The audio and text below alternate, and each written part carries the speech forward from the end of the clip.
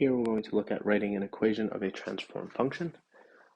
Usually in these sections, the final video or example is the most involved. You're going to find that this is actually probably one of the easier examples from this section.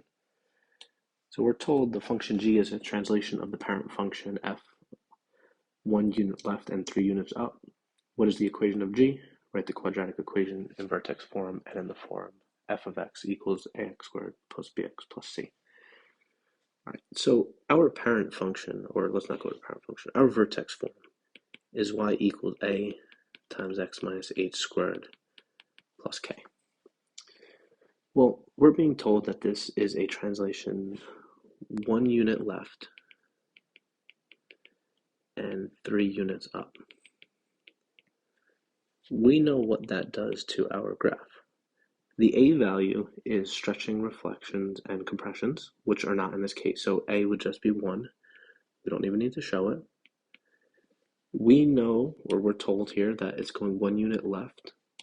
So if it's going left, we're going to add 1, right? It's the opposite, backwards. So we would add 1. And if it's going up, we are going to add 3.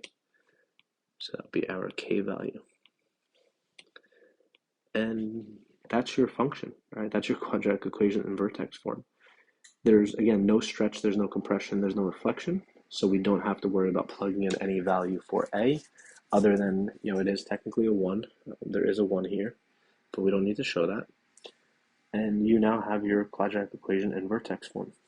So the first part of our answer. So let me fix that, make that a little neater.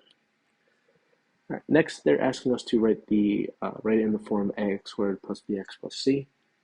Again, this isn't an entirely necessary process. We talked about this in example 4. We talked about it now in example 5. It's just to get some practice converting between the two forms.